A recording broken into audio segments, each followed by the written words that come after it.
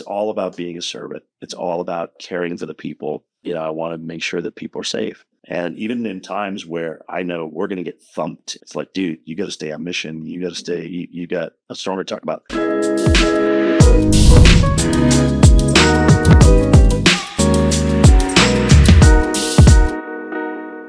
Welcome to Behind the Forecast. I'm Chelsea Ingram, Senior Meteorologist at AEM, empowering organizations and communities to survive and thrive in the face of escalating environmental threats.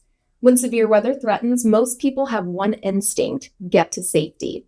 But there's a dedicated group of professionals whose mission is to run toward the danger, to be our eyes, ears, and trusted voices when nature unleashes its fury. Today, I'm speaking with Jim Cantore from the Weather Channel, a meteorologist whose name has become synonymous with extreme weather coverage and whose presence signals to communities that serious weather is approaching. Over his 35-year career, Jim has witnessed the evolution of broadcast meteorology, from simple weather reporting to a sophisticated, life-saving communication network. We'll explore how technology, data, and the human element work together to create the weather alerting ecosystem that protects millions of Americans every single day. Now let's dive in and go behind the forecast. Welcome, Jim Cantore, to Behind the Forecast. Thank you so much for being here. My pleasure. So you are, for all intents and purposes, the face of broadcast meteorology. You're a legend. I don't know about that. You're a legend. It's been great. I think about it for a while. I'm like, okay, if I didn't have 7 episodes of Thunder Snow, a kid charged me at the College of Charleston, commercial that essentially has people running from Cantore, I wonder if I would be me.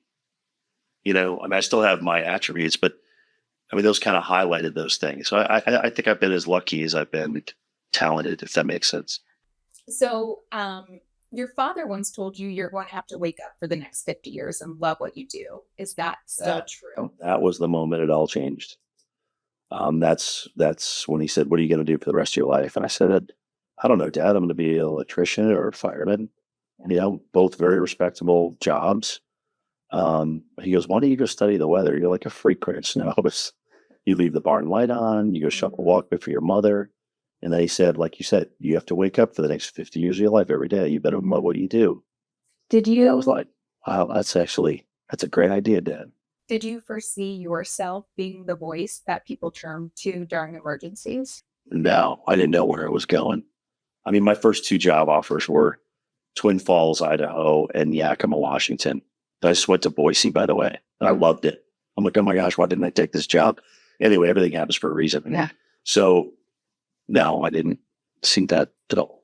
So when you went to college, you studied meteorology at Linden State College. Now it's Vermont State University or University. They wanted to so Vermont State University at Linden. You actually mentored me up there for a semester. You taught me how to talk on television. I didn't need to mentor much. You were very talented. You were fine on your own already. When you were in college studying meteorology, was television always full? No, it wasn't. I kind of stumbled onto television. I was doing ROTC, and I kind of liked that. I didn't know that. Yeah, I was doing ROTC for a while, and then I got a chance to do television.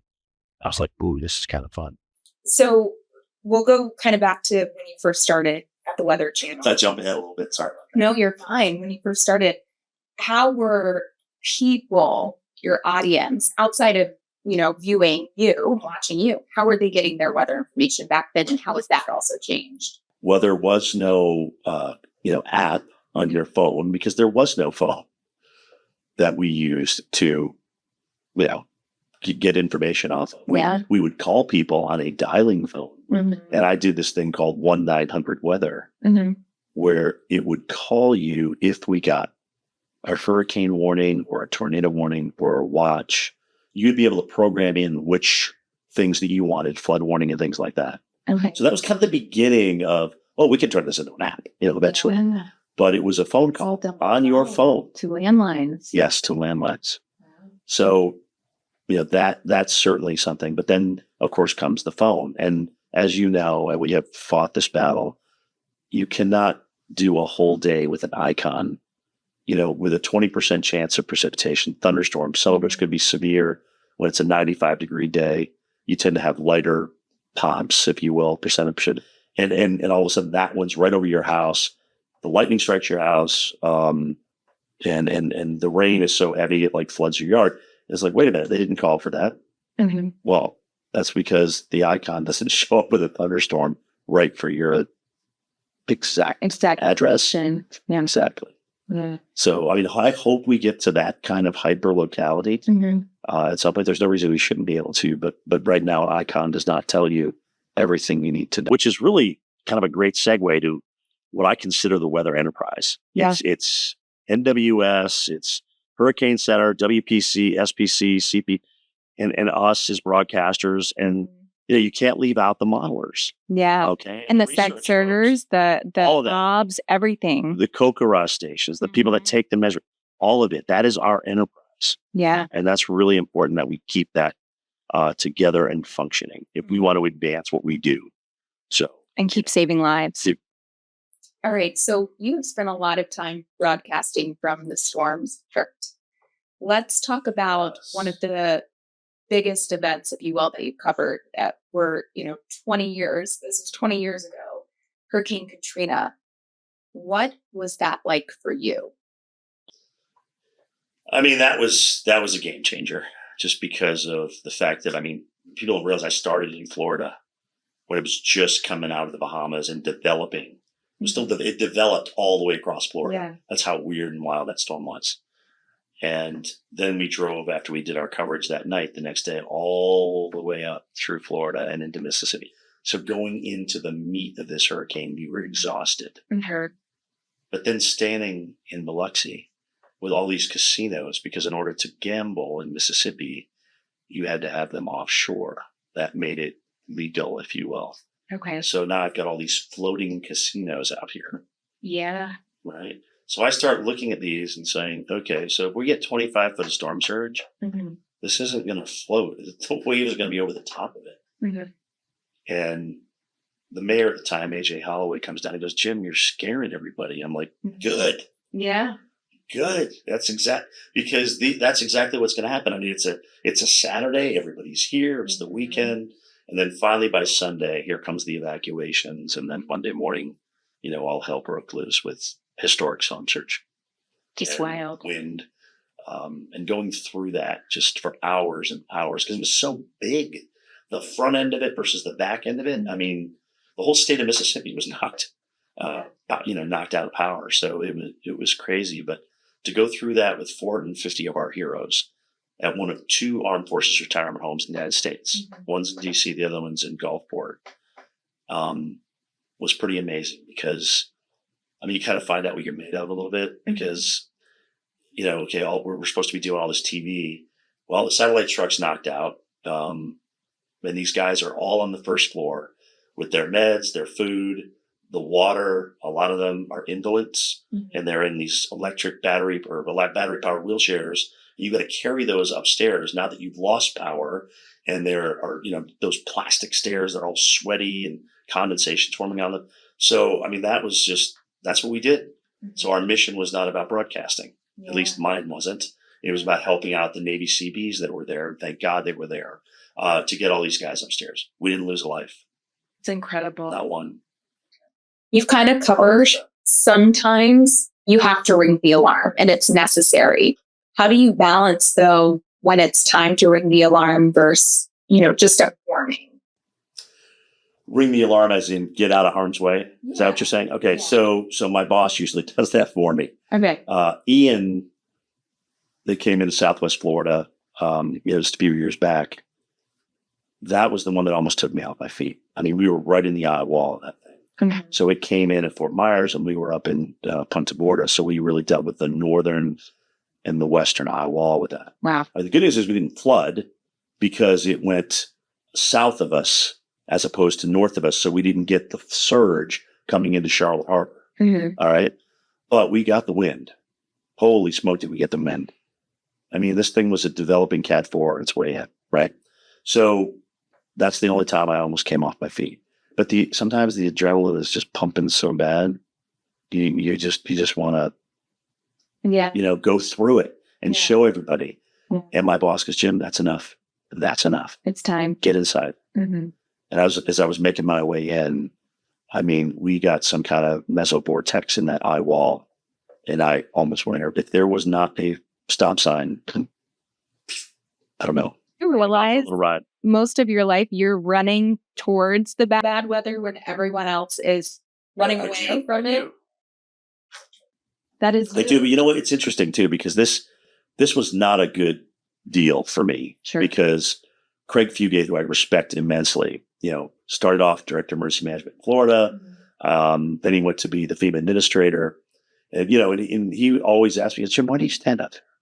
I said, Craig, honestly, is there a little bit of thrill? Sure, there is.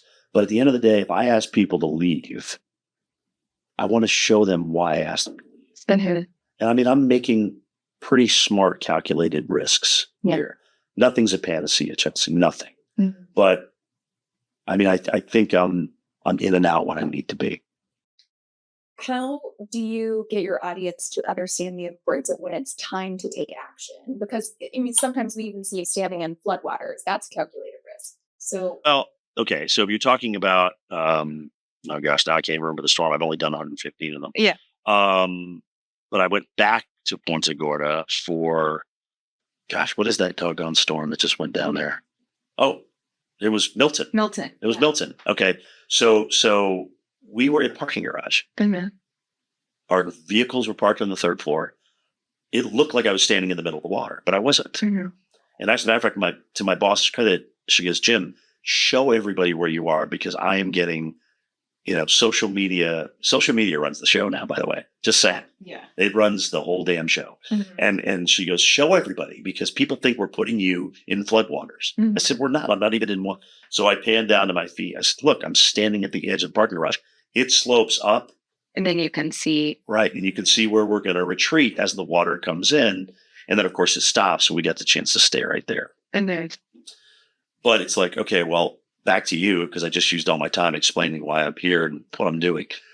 But it really runs the show now. And I think, I appreciate people being concerned and everything, but I know what I got to do.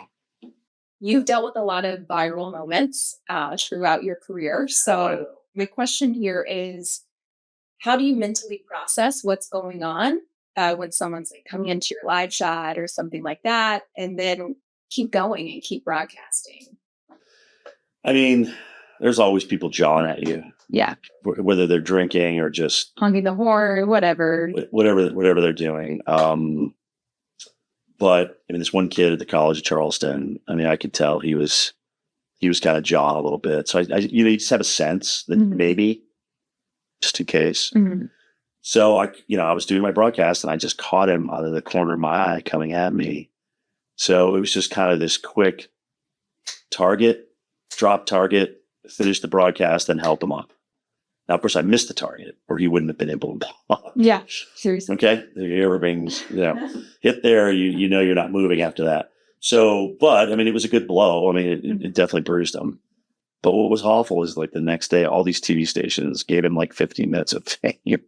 I'm like, guys, okay, now for all of us that are going in the field, mm-hmm. people are going to do that because they know they're going to get the attention they seek afterward. But it was funny because Jimmy Kimmel did a spoof on that. Oh, yeah? It was so funny. I'll have to. Yeah, you'll have to. That one. I don't know if it's still out there, but the spoof he did on that, making me a ninja. Yeah, it was just hilarious. Absolutely hilarious. So the viral thunder snow moment. Oh, that you had. The one that got millions of views, right? It made meteorology and phenomena associated with weather. It made it cool, but it made it accessible. How important is the educational component to you? Well, first of all, I always have to condone you don't stand out in a thunderstorm, whether it's in snow or rain. It's still CG, cloud to ground lightning. Mm-hmm. So that's not something we want to have everybody do, or anybody for that matter. But it was just really weird because now my thrill is not the totals. Mm-hmm. It's can you get into the banding and the thunderstorm? Mm-hmm. Because I've had it 7 times. 3 in Chicago, Harrisburg, Worcester, Plymouth, Mass. I mean, crazy to Harris. I mean, just and even Houston, Texas last winter. You're like a surfer looking for. But to be able to get that like during the storm, I mean, I almost think as rare as it is, I'm wondering, is it really that rare? I think it's not as rare as we think. You know what I mean? Interesting. So, I mean, these bands and these developing low pressure systems can be quite intense, and Thunder and Snow is an offshoot of that. When you are out in the field and covering some of these major events, what is the coordination like with you as a broadcaster and emergency managers, city officials, things of that nature? One of the things I've always appreciated about being an employee of the Weather Channel is we were never really political. Weather doesn't really have a side. It's either you're going to get wet or snowed up or not, right? So I think people took comfort in that. We're not going to get you. We're not going to, talk about what you didn't do wrong or right. It's just tell me about the weather. How can I help people out there? I mean, that's really the kind of line that we really followed all along. And so I think people wanted to talk to us. Yeah. They wanted to talk to They trust emergency managers. Yeah, there was a trust that you just don't find with their TV stations. And I can tell like some of the local stations like, how did you get to talk to that person? How did you get to talk to them? And it's just really cool because they've grown up with the Weather Channel and they've grown up with me because I've been there most of their existence, all the 4 years. And so that's really comforting to know that people want to talk to us. So impressive. I mean, you are Jim Cantore, so yeah, but I carry that. Never ever do I look at myself like that. I mean, I think once you start doing that, then you get in trouble. All right, you've seen what happens when egos get in the way. I mean, it's all about being a servant. It's all about caring for the people. I want to make sure that people are safe.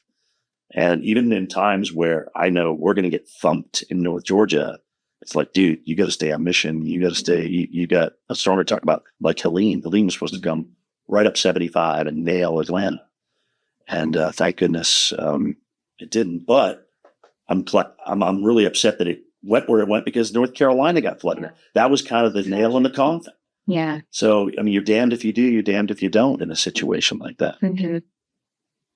You've seen modeling change, numerical weather prediction change. You've seen in the studio change. What about monitoring networks, sensors, ground ops, availability of those? I mean, just look at hurricanes. I mean, we have sail drones, GOES, how the satellites have changed. We have, obviously the Hurricane Hunter aircraft, which is still an integral part of what we do. And all that goes into the models. I mean, you can crunch more numbers,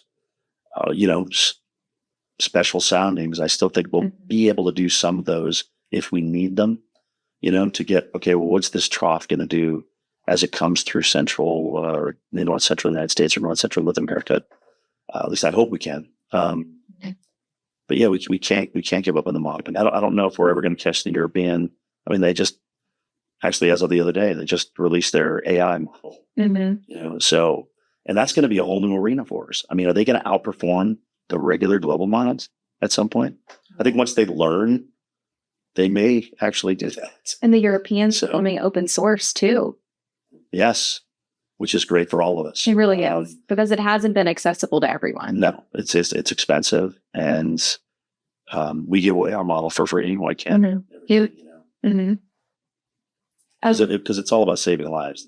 It is. It is. So, and speaking of that, when you have been out in the field and you interact with community leaders, have you seen a change in the tools they're using to look after their communities and sound the alarm if necessary? I mean, I think things have always worked. Like local emergency managers will be briefed from either the Hurricane Center or the local National Weather Service, depending on where you are, inland, or on the coast. So, I mean, I think a lot of that's the same. I just think the communication's better because, during that governor's hurricane conference in Florida, they said, let's bring everybody. Let's bring, from the top level all the way down to local emergency managers. So we're all on the same page so they can learn. It doesn't have to be this really high technical derivation driven, conference. It's more like here's what we do. Here's what you guys should know about storms, storm surge, things like that. I mean, like, well, think about what Jamie Rome's done for storm surge for the Hurricane Center. I mean, just incredible how far we've come there. And it's not easy. It's not that, because you're looking at so many different variables. And then and then before, when storms were rapid developers, and all of a sudden it's like, oh, well, I'm predicting a storm surge for Cat 2, and all of a sudden it's a big war. It's like, oh my goodness, now we got a different animal on our hands. Yeah. So how do you communicate that message? How do you relay that all the way down so that people can make good decisions? And then it makes sense, right? It's got to make sense. So you've covered traditional storms, but you've also covered other natural hazards. For example, wildfires that they're just totally different animals, right? Yes. They can even create their own weather within them. There's unique wind patterns, humidity, all of these variables are very important in studying how these fires are going to move and evolve and change in the places they'll affect. What has it been like covering these type of phenomena? Maui, for example, in wildlife. So think about this from someone who lives in a wildfire zone. First of all, it's completely different. There's no cone for a wildfire. There's not like a 7-day forecast that you may be dealing with a wildfire. Sure. The Santa Anas are coming up. There are, wind advisories, but you don't know that you're going to be dealing with a fire that moves 70 to 100 miles an hour, and you have to evacuate in 30 seconds. So that to me is the biggest difference. All right. It's like wildfire, flash flood. You don't know it's going to, be that high. You don't know it's going to rain 10 inches in 3 hours. Sure. Those kind of things. Hurricane, we get a little bit more warning. Tornado, you're in a watch, so you kind of know. And then when you get that warning, it's time to move. So wildfire is at the top of the whole, my God. 30 seconds. It's the middle of the night in a lot of these cases, and you got to grab whatever you can. So that's the first thing. So going from the lower 48 over to Hawaii, it's also a different animal, because you have to respect the traditions of the Hawaiian people. They want to heal themselves first. Think about it. This is a state that relies on tourism. This is where they get a lot of their money for their state economy. And yet they just don't want it until they heal, until they're ready to move on. And you have to respect that. You can't show any of that. We weren't allowed in there for the longest time, but that's okay. Respect the culture. You got to respect the culture where you are. Absolutely, 100%.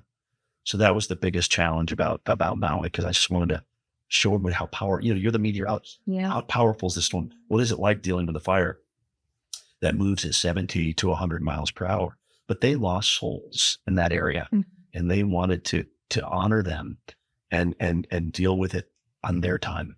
And so that was really, to me, very, very different than what we deal with here in the United States, whether it be fire or any other hazard. Absolutely. Now, in the contiguous, we deal with air quality issues. Some that have been so intense over the past couple of years, a lot associated with Canadian wildfire smoke.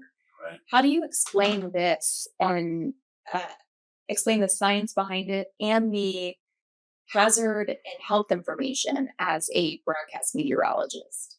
So Air Now is just a great website. It's a great, it talks about the quality of the air, where are we in the risk that day? Who is at risk of bad air quality? When it's off the charts, top of the charts, it's like you can't even see the city, through the smoke. Sure. But those kind of tools help us out in a big way to talk about that and show that. And, it would be kind of interesting that a few years down the road to just see what happened to people. Are people suffering from that week of air quality that's poor in New York City or in International Falls? Yeah. Is it like a secondhand smoke issue or something? So we really don't know. It'll be interesting to see the health risks down the road. You're absolutely right. I don't think we know all that yet, but we have to alert everybody, because you can stay inside. You can put your air conditioner on recirculate in your car if you have to go out, because everybody has to go out. We got to go to work. Just because the air quality is poor does not mean, maybe nowadays because of COVID, we can work from home. That may be something that, businesses and things like that decide. It's like, I don't want my people coming out and breathing this. We stay inside where it's at least filtered to some extent.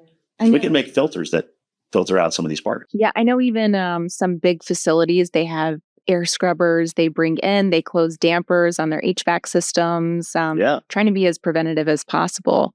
But it's pretty incredible to see how far-reaching wildfires from hundreds of miles away, the impacts. Isn't that crazy? And what's really wild about these Canadian wildfires is they go through the whole winter season and they keep smoldering. Yeah. And then they, when it gets dry or windy with a strong cold front in the spring, it's just like somebody blows on it and it starts it right back up again. And of course, it's smoldering because it's wet.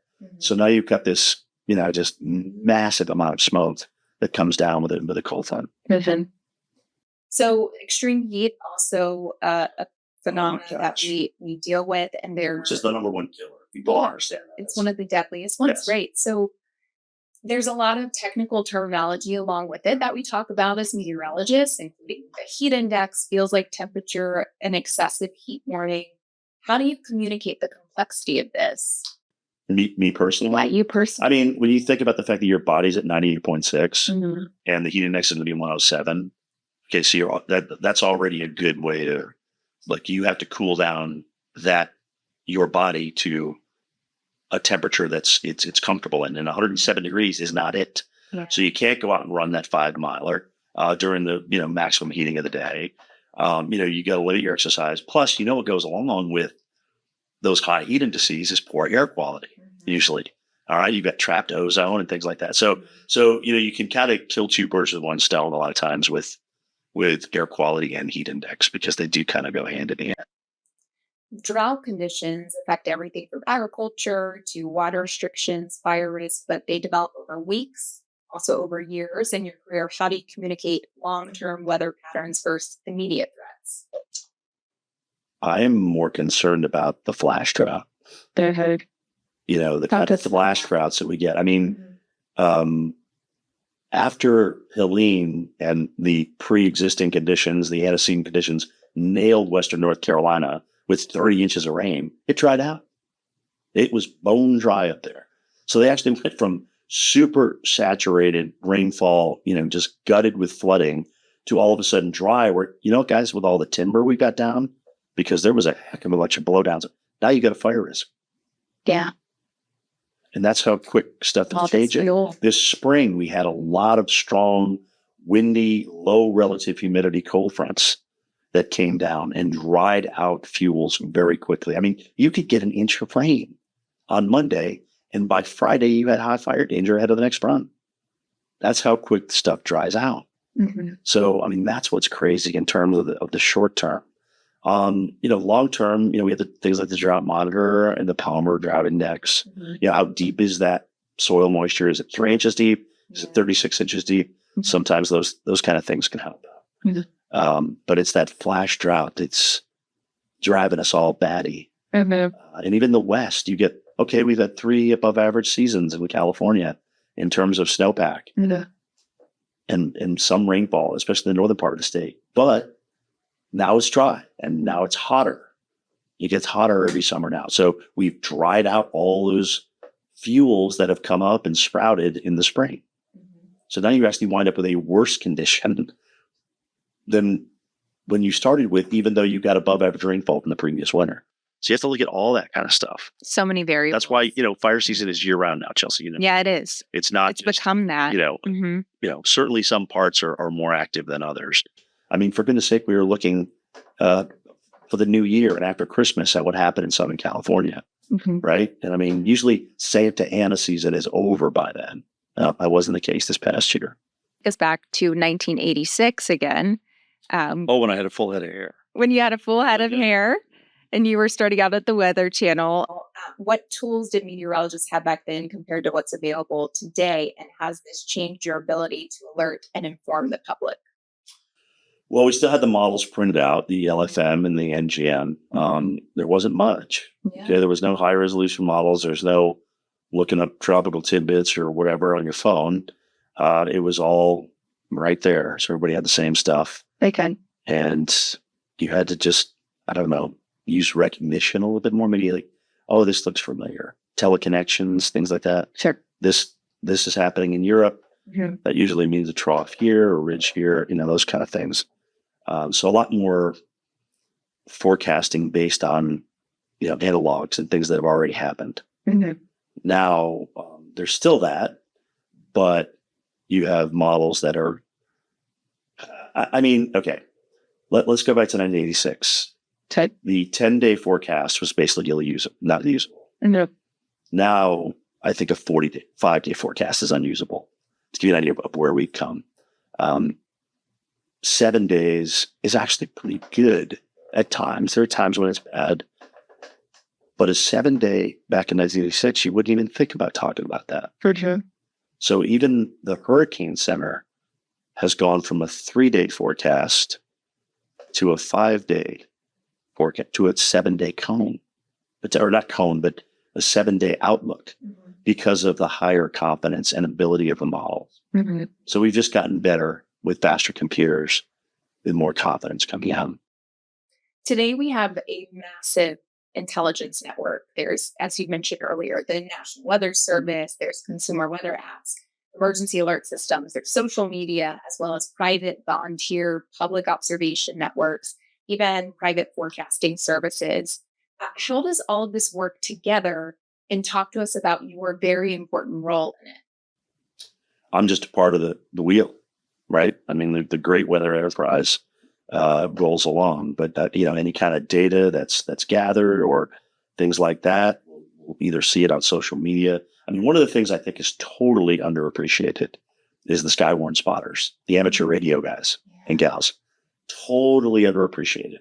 I got a guy They're volunteers from Southern New England. They drop a CDO, and like Macio, if I'm out in the field covering a hurricane, he's like, "Cantore, I'll watch it for you. I know you're just busy doing hit right after hit. But and Grant, he's a great friend and things like that. But the stuff that they do and the way that they get information when there is no phone or any power, we get an idea of what we have to deal with here. Mhm. It's like, hey guys, we just lost a bridge, Yeah. but I can't tell you that because I don't have any cell service and I don't have any other comms. Mm-hmm. So oftentimes it's the amateur radio operators that are knocking it out for us. Wow. And that's the only way we know. So totally underappreciated group that needs to be put kind of at the top of the weather enterprise pedestal. No, I think that's a great point. They volunteer their time to get us critical information. They're not getting paid. They're not making money. I mean, they have their own jobs. Yeah, right.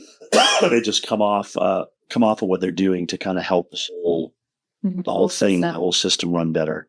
Exactly. One persistent challenge, and we've talked about this a little bit, is getting people, your audience, your listeners, to actually heed warnings when they need to. What and how do you think we can do better? We have to not overwarn. I mean, The false alarms. yeah, you can't be afraid of the false alarm. Mm-hmm. That actually does become a problem. Yeah. I still think we have too many false alarms. For Tornado warnings when we probably shouldn't have them. But you know what? I don't want to judge anyone who's actually working the radar. Yeah. Because it's not me, So I'm not them. I'm not in their position. Okay. So it's I don't know if we ever win that. I don't know if we ever make headway there because, to each his own. And I'm going to respect a guy's great call on a storm versus, sometimes you're not going to get them all. Mm-hmm. You're not going to get them all. So technology, it provides the data, but it takes a trusted voice to really send the message forward, where people take it seriously, where people listen. And you're that trusted voice. I mean, I'm probably one of them. Yeah. But I think that over time, you just learn how to make comparisons. How does it feel carrying that responsibility of being the trusted voice? It took me a lot of years to be able to even trust myself with what I say. Mm-hmm. Does that make sense? A little bit. In other words, you walk out there and you got to put this forecast on the line. Mm-hmm. You can't be afraid to fail. Mm-hmm. Okay. Yeah. We'll clean up that mess later if we fail. But I'd rather be wrong on the side where you're safe than be wrong on the side where I don't call it and I'm not saying. Does that make sense? Makes complete sense. Right. So that's where I'm at. That's kind of how I approach all of it. Mm-hmm. And I'm not afraid to say, this is why this went bad. This is why you didn't get, a foot of snow in New York City. Good enough. Good. And I'll probably still be saying that even when I retire. How, That's not an easy place to work. how have remote sensing and ground ops networks helped you build and maintain the trust?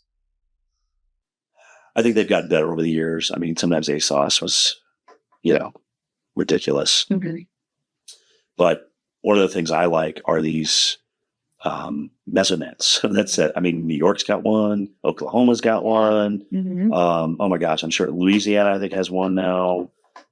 That and cameras. There's cameras everywhere, whether it be people on a phone or just highway cameras, things like that.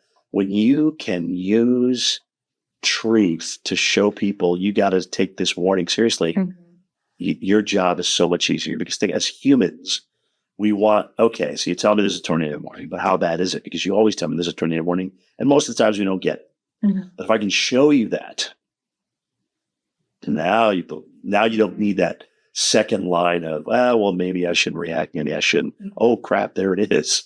There it is on that camera. They're showing it to me on whether it's local TV, national TV, it doesn't matter. When we can take that step away of, okay, I need to be proven this to me. You need to prove this to me that I need to take cover for this tornado warning because you've given me 10 false alarms and I haven't gotten anything out of it, but I moved my family into a closet. Yeah. Okay. Because one of my kids is in a wheelchair and it's not easy to get him into that closet.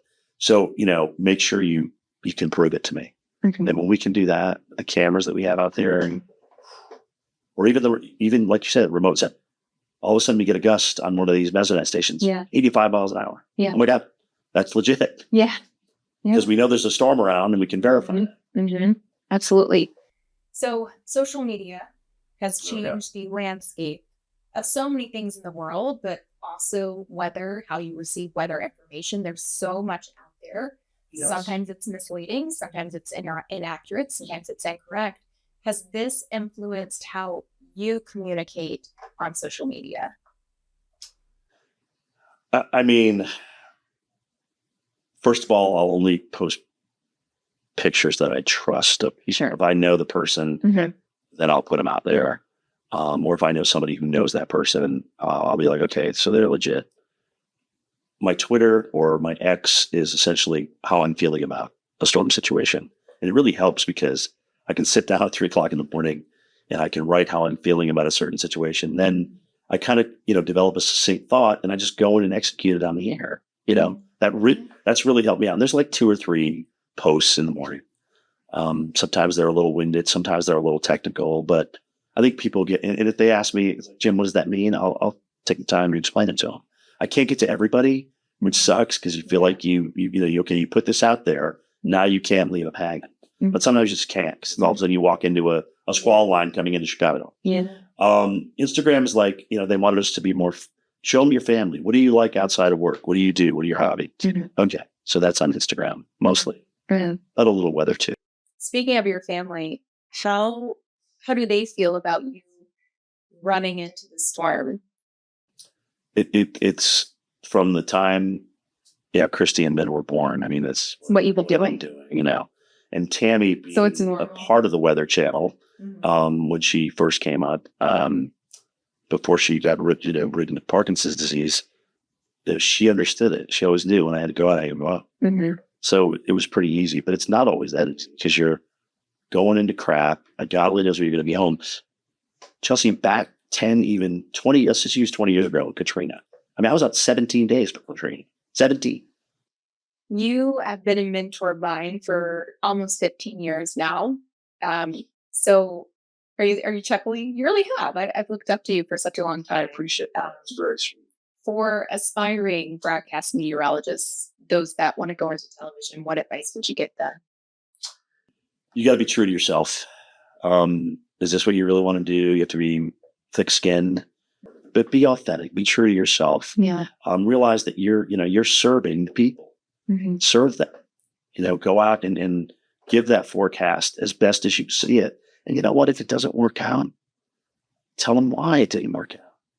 You owe people that, I think.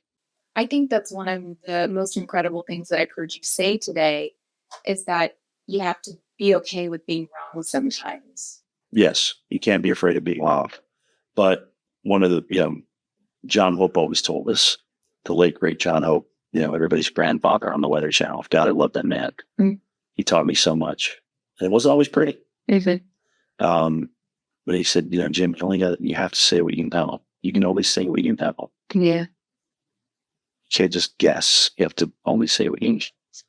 How does it feel, with weather every 10 minutes on the Weather Channel, having your voice? It's funny when they asked me to record that, it was going to be me, Steph, or Bettis. They tested us all, and I mean, we were all like, "Oh, who cares who does it?" I mean, it wasn't really one of those things. But now that I've done it, it's like that's kind of cool because people recognize. I mean, I remember one time I was skiing in Utah with my father-in-law at the time, and we were just talking, going down a catwalk, and these people came up from behind us. We had passed them originally. Then they came back, they sped up and came up and said, "Hey, are you Jim Cantore?" And I'm like, "How the heck do you know that? I got a face mask on. I've got goggles. I mean, how the heck do you know that?" "Well, we heard your voice." Oh, wow. So it's cool to know that that's a part of the arsenal. It is. You know what I mean? That's part of what I do. Well, But it took me 20 hours to record Oh my gosh. all that local forecast information. Yep, 20 hours. And of course, I tried to get really kind of crazy with it. It's 120 degrees, or we've got a 120 degree heat index. And they're like, "Jim, you can't do that. It has to be very monotone because we put all these different pieces together. Mhm. So you can't go windy, Pretty new. 10 to 15 miles an hour. And it's going to be 120 degrees. I mean, you Yeah, can't. that one. It won't fit in. So I had to redo quite a few. Anyway, no, I'm very honored to have been asked to do that. That's pretty good. This is a lightning round of questions. Right. Okay. So quick answers. When you're not chasing hurricanes, what does Jim Cantore do for fun? I love the lake. I love North Georgia. It's the same mountain chain I grew up in Vermont, and to come down here and enjoy the southern extension of it, it's all Appalachia all the time. All right. The biggest change in broadcast meteorology since you started. I'm going to have to say the numerical modeling is just so much better, especially the high resolution models, which we hope we're going to continue to get. But that's the biggest thing to me. One weather myth that you wish broadcast meteorologists could dispel forever. Heat lightning. I don't know why, how it's still. People love to talk about What it. is the deal? Yeah. So since you brought it up, you got to explain it to the audience. Yeah, well, it doesn't exist. Right. So what am I explaining? Exactly. I mean, I'm talking about a thunderstorm that's off in the distance. You don't hear the sound wave, but you see the light, which travels farther and faster. So, I mean, Precisely. done. Most important quality for a broadcast meteorologist today. Authenticity. I think you got to be authentic. People see when you're struggling. People see when you have a cold. I mean, I've had people call me and say, "Jim, you going to be okay? Shouldn't you take the day off?" But authenticity. You're human, right? Human. Yeah. Pick one sound that still gives you goosebumps when you're out in the field. The crack of thunder, really. I mean, it's like, I shouldn't be out here. I need to get inside. That's what scares me the most. I don't care how high the winds are. I don't care what's coming at me. It's the thunder and lightning that gets me the most. When thunder roars. Thank you. Get Thunder indoors. roars. And I don't want to be, that's not the way I want to go out. You're incredible at what you do. You are a trusted voice across America and probably across the globe in many locations, to be honest. We really appreciate your time with us here today. I'm blessed. I appreciate the gift I've been given, and I'm going to use it for the foreseeable future, I hope. Thanks, Jim. Thank you.